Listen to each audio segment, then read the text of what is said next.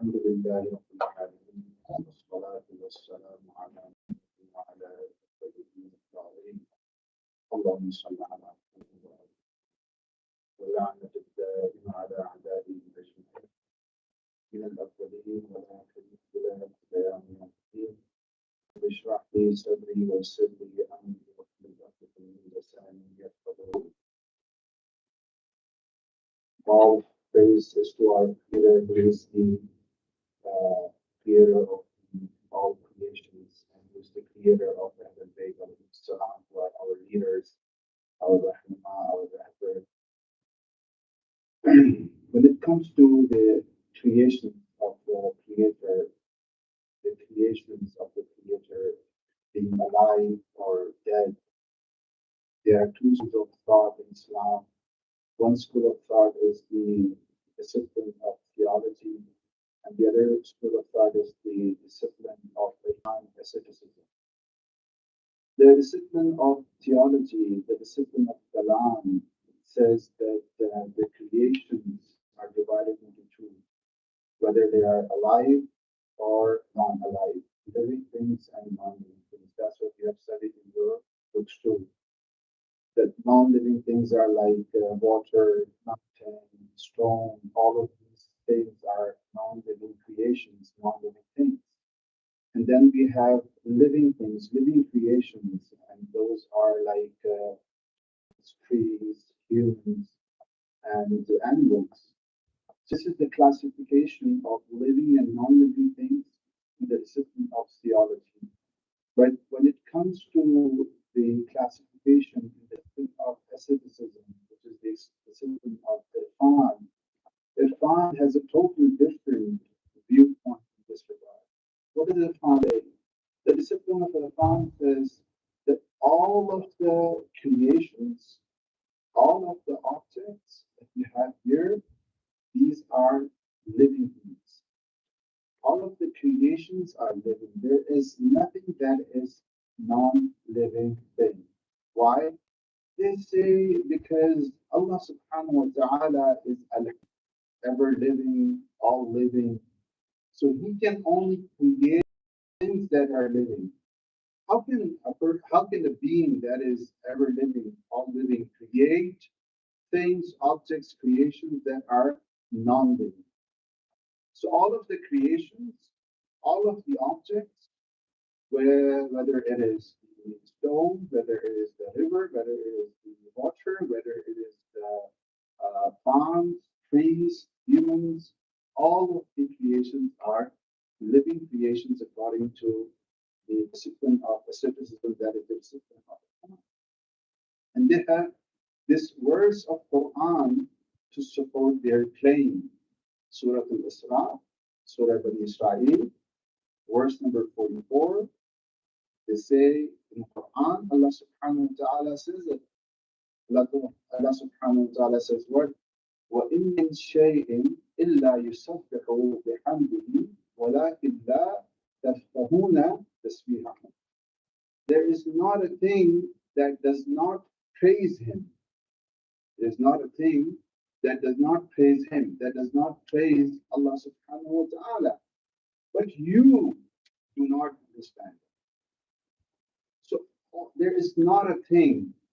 Yani shunu, yani all of the things, all of the creations, all of the objects are praising Allah subhanahu wa ta'ala. So if the creations are praising Allah subhanahu wa ta'ala, how are they praising? They gotta have a language. How can they praise without a language? They have a language, but you can understand. Allah says, what then? وَلَكِنْ لَا تَفْقَهُونَ تَسْبِيحَهُمْ. Right? You cannot understand them, but it doesn't mean that they are not praising or they are not doing dhikr or they don't have a language or they're not alive. And language is a subsidiary of life. How can a being have a language without life? If a being, if an object, if a thing has a language, that means it has a life. So all of the creations, they say, are life. And science also tells us the same thing. Physics tells us what? That all of the creations, are energies. They exert energies. They are in constant motion. They're in constant movement. They exert energies. That means that they are alive. All of the creation are alive, living things according to science too. So what is the difference then between humans and the other uh, non-living things according to asceticism, according to Kant? What difference do you think it is between them and them? If we say that the level of understanding of humans are way higher, you're right, but still the other non-living objects have the level of understanding too. Why? Because they're doing zikr of Allah subhanahu wa ta'ala. If they're doing zikr of Allah subhanahu wa ta'ala, the tasbih of Allah subhanahu wa ta'ala, praise and glorification of Allah subhanahu wa ta'ala, that means that they have a certain level of understanding. So all of the creations, whether they are humans or non-humans, they have level of understanding. Yes, the level of understanding is different between when it comes to humans or the non-humans, animals or the plants or the others. They differ in their level of understanding, but all have some level of understanding. So the question is, what is the difference between humans and the others according to Afan, according to the discipline of Afan? Scholars say the difference is the ability to change. Humans have the ability to change. The others, they don't have this ability to change. They cannot change. They are moving, they are going forward in a certain way. Look at the water, look at the mountains, look at the sun, look at the trees. They are growing, they are nourishing, they are producing stuff in a certain way. They cannot go out of the way, they cannot change, they don't have the ability to change. This ability to change, this potential to change, is the potential that the humans only have. This is the difference that is out there. And this potential to change is what it is freedom. So humans have the freedom to change, which others don't have. And there's a second opinion given by the scholars, and that is that there is a theory by René Descartes, a French philosopher. In French, his name is René Descartes, they say. This French philosopher is a mathematician too. He says, he has a theory, and I'm sure all of you have heard this theory. I think, therefore I am. Have you heard of this theory? I think, therefore I am. So why do I exist? What is the proof of my existence? He says, because I think, because I can think. I can think, that's why I exist. This is the theory given centuries back by René Descartes, French philosopher. But then there comes another one, and he rejects his theory and says, your theory is not right. And he comes up with another theory, and that is, I want, therefore I am. I have will, therefore I am. He said, will come first, and thinking, the procedure of thinking, that comes second. He said there are two types of thoughts.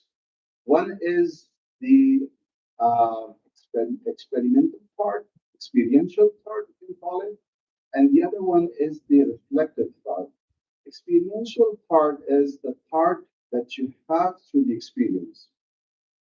It is hard for you to explain to a kid what is heat, what is the intensity of heat. You should touch a heater, a hot kettle, or no. But if once or twice or a few times, when a kid experiences it by touching a heater or a hot kettle, he would not repeat it again. Small kid, he would not repeat it this act again. Why? Because through experience, he has learned what is heat. Yeah. And the other one is reflective thought. And that is, they say that you think a lot of things, and then in your process, mental process, you delete few things, you erase few things, you accept few things. In your mind, a lot of things are going on all the time. So do you go with all of the things that are in your mind? No. Yeah. You accept few of them, you process few of them, you pursue few of them, and there are a few others you don't accept them, you don't pursue them. So this process is called reflective thought. So because you process, because you select few and you reject few, the scholars say that's why we have come up with this theory. I want, therefore I am. Yani, I want to think whatever I want to think, I have the will to think or to reject to think. I have the will to pursue to think, or I have the will to reject few of my thoughts. That's why my will comes first. So the scholars say the will is the first proof of your existence. Your thoughts and your thinking is not the first proof of your existence because your will comes first and your thinking comes next because you can reject few thoughts and you can accept few thoughts and pursue few thoughts. This tells us that there are few things, whether it is ability to change, whether it is I want, therefore I am, I have will, therefore I am, and I have will. What does it mean? It means that I have freedom to choose from my thoughts. So again, this tells us that freedom is the first proof of existence. In other words, we can say that.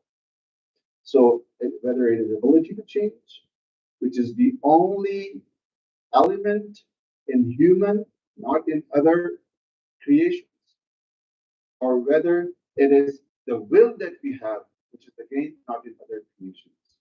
And that's why we are free, that's why we have freedom.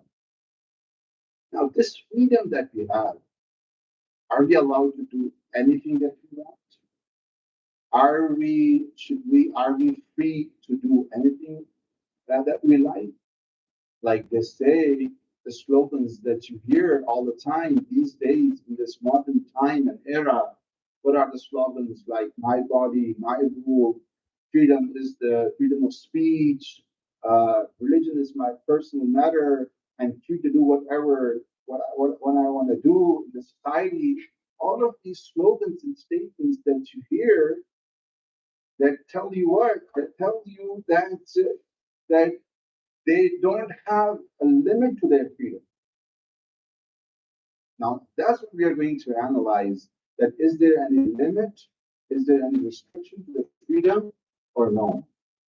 So freedom is of four kinds. There's one that is freedom of thought. Freedom of thought is right. We accept freedom of thought. You are free to think whatever you want to. As long as it's your mind, you are free to think, and it's not you're not harming. You cannot harm anything or send your X-rays through your mind. You know, so you cannot do that. So that's fine. You can think whatever you want to. Islam also says that, and there's no problem in any religion, in any school of thought with respect to that. Then the second one is the freedom in argumentation. Freedom in argumentation is something that we don't accept and no one accepts. I'll prove that. I mean, the discipline of medicine.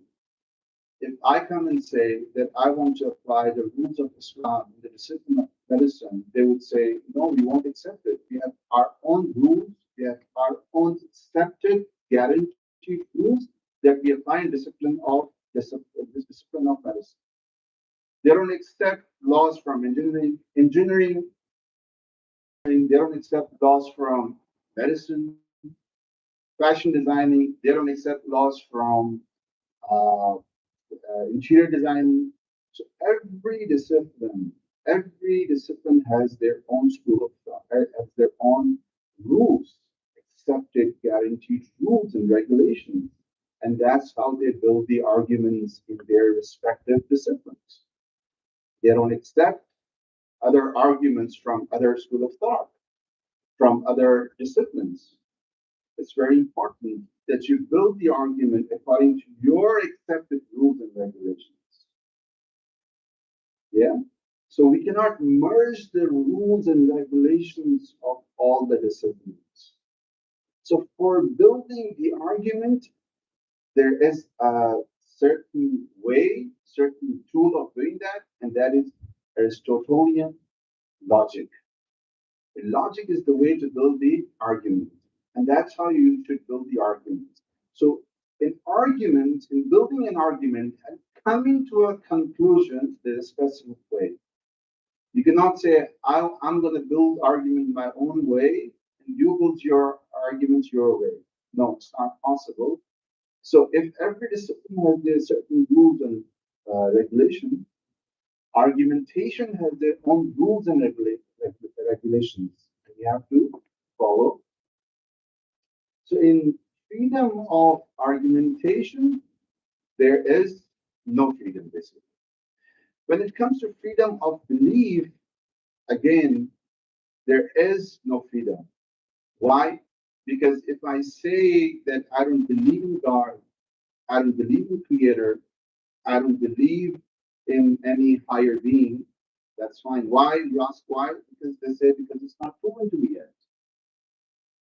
God is not proven to me, that's why I don't believe it. So that's fine.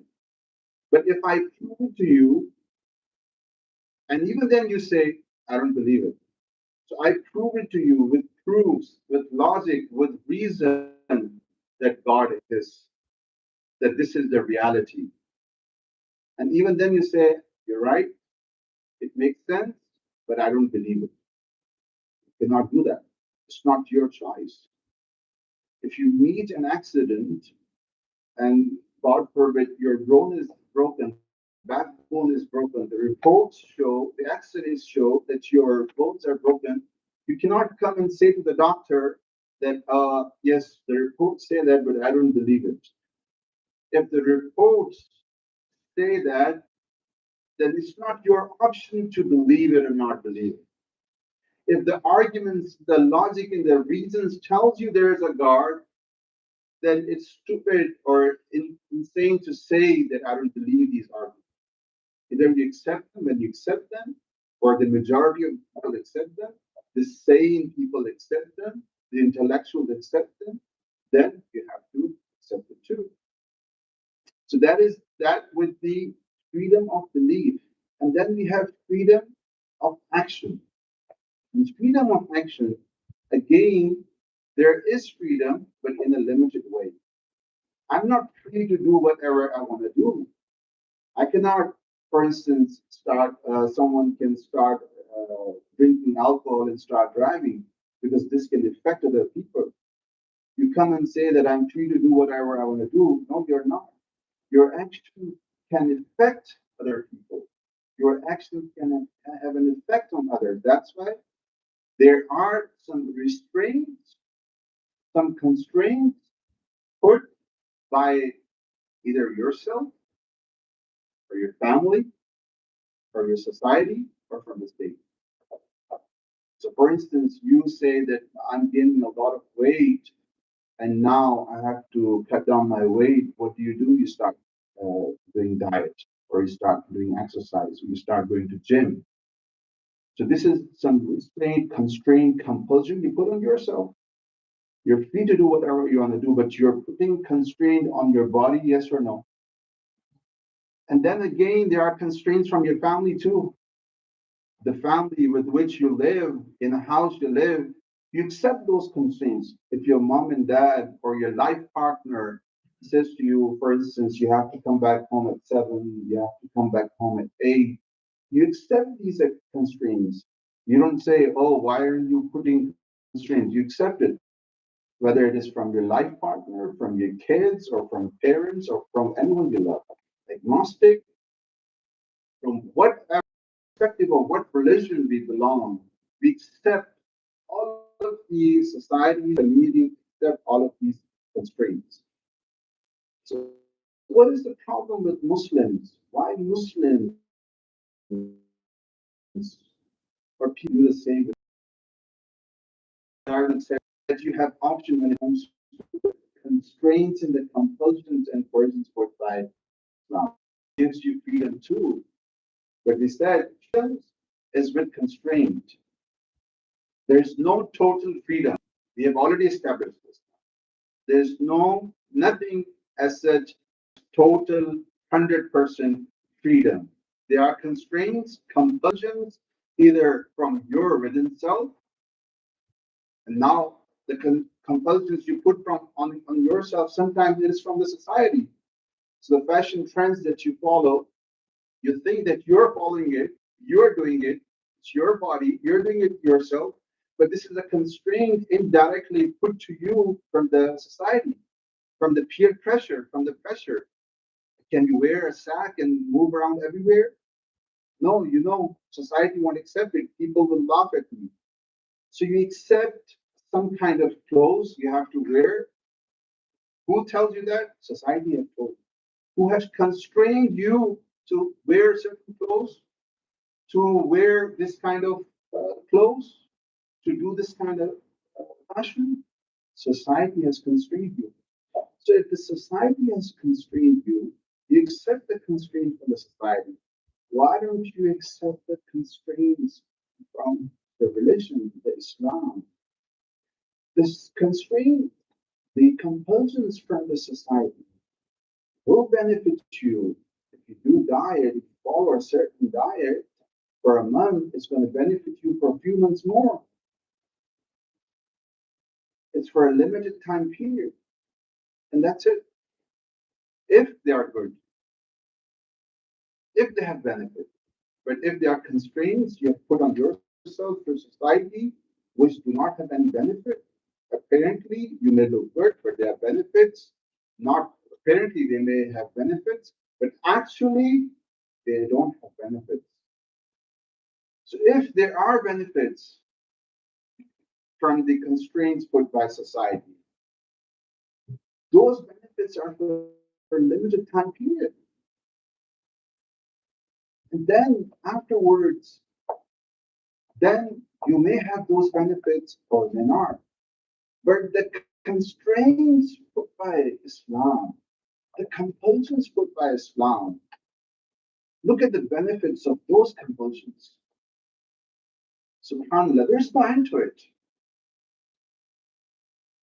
There is a time period, there's a limit to the constraints and the compulsions by society, the benefits of those constraints. Months, few months, year, okay, you live good for 10 more years. You're supposed to live for 60 years. Now you will live for 70, 80 years because you followed the constraints of the society. You followed a certain diet plan. You went to gym. You did exercise. You got benefit, and now you will live for 10, 20 more years or 30 years. So this is the benefit you want. The benefits of the constraints of Islam, they are for infinity. There is no limit to it. One act you do is going to benefit you for infinity. And the problem is that we have problem with this kind of constraint. If someone comes and says to you, I'm going to do business with you, and the profit with business business we do with each other, you're going to get profit for unlimited time. And some other person comes, yeah, you get profit for 3 years. Which one would you accept? The one which gives you more profit. Your mind says that. But the problem over here is the constraints put by Islam, we don't accept them, we don't value them, and we ignore them. And we accept the constraints from society or from desire. This is again one big problem. In Karbala, what we see is Umar ibn Sa'ad was someone who was in a gray area apparently. He was neither from the side of the Yazid, he was neither nor too much from the side of the Ahlul Bayt. He was cousin of Abdul Akbar, son of his aunt. So they were cousins, and he knew how the household of Ahlul Bayt was like. Umar ibn Sa'ad, who was leading, for kids who may not know Umar ibn Sa'ad, I'm sure all of you have heard, he was the one who was leading the army of Yazid. So he was the one who knew Ahl al-Bayt alayhi salam, who had the, and he was not someone from far away from Syria, from Yemen, or from Africa. No, he knew the family. He was from the same place. So when Ibn Ziyad came and told him that you have to kill Imam Hussein alayhi salam, first he reluctantly said, no, I'm not going to do that. So his first reaction to that was, I'm not going to do that. I cannot do that. How can you ask me to do such a thing? And then he came up with this proposal, which was accepted by him. He said, you will get the rulership of Ray and 500,000 dinar. 500,000 dinar was a lot at that time. So you get a 500,000 dinar and the rulership of Ray if you go to kill Imam Hussein alayhi salam. And then he accepted it. Now, Imam Hussein came to know about it and they had a talk. He called Umar ibn Sa'd. The acceptance is fine. Now now what I'm going to tell you is the important thing. So when Imam Hussein told him that why are you doing this? You're not going to get anything. He said, I have loan money. I have to pay my debts. Imam Hussein said, I'm going to pay all of your debts. Your debts? That's why you are fighting with me? Okay, I'll pay all of your debts. He said, no, I want more money. Imam said, okay, I will give you this land. You will be a millionaire of this land. Umar ibn Sa'd rejected all of this. He said, I want rulership of Ray. Imam told him, he knew this was Imam of the time. He was not someone who did not know who was the Imam or who was Imam Hussein, like people who were throwing stones and water at the family or the women of Ahl Bayt alayhim salam in the Syria, other places on the streets. They didn't know. They thought they were traitors. He knew who was Imam Hussein. He said that I want rulership of Ray. Imam told that you will not get an inch of Ray. I'm the Imam. I have the knowledge of the Ray. I'm telling you, you will not get an inch of Ray. But still, he pursued his desires. He said no to Imam. He preferred the constraint of desires. So the problem with this kind of life is that when there comes a test, you fail the test. Otherwise, your life is fine. You think everything is going fine. With Umar ibn Sa'd, what happened when there came a test, he failed the test, the major test, and that's why his destination is hell now because of one bad decision made by Umar ibn Sa'd. On the other hand, we have the example of Qutb al-Riyaqi, who made a good decision at the right time. So Hur was given an opportunity. He took the opportunity and he took the life of Ahlul Bayt alayhi salam. He took the pathway of Ahlul Bayt alayhi salam, adopted that pathway, and his destination is now heaven to be the neighbors of Ahlul Bayt alayhi salam in heaven. This kind of free life, this kind of free life can take you, free life, free decisions made can take you uh, towards heaven. So we are free, no doubt we are free to make decisions, but when it comes to freedom of argument, we said that we are not free. When it comes to freedom of belief, we said we are not free. When it comes to freedom of thought, we are free. But when it comes to freedom of actions, we are free in a limited way. We just prove to you there are constraints from society, there are constraints from family, there are constraints, you accept those from your life partners, from your loved ones. There are constraints, compulsions from within from yourself. You accept all of those constraints and compulsions, but you don't accept the compulsions from Islam. And so, in these 10 nights that we have, inshallah, may Allah give us life to live in these at least 10 nights, and if possible, for the whole month of Muharram and Safar, we have to look that can we change ourselves? Can we live freely without the constraints of the society and this other people, trends set by others? Can we live with the constraints from Islam for 10 days? Let's try living 10 days with the constraints of Islam. All our lives we have spent living with the constraints and the compulsions of the society. Let's try 10 nights in the name of Imam Hussein, in the name of Ahlul Bayt. Let's try living 10 nights with the constraints and the compulsions of Ahlul Bayt. Inshallah, is going to benefit you, give you loss in this life and in the hereafter. Assalamu alaikum wa rahmatullahi.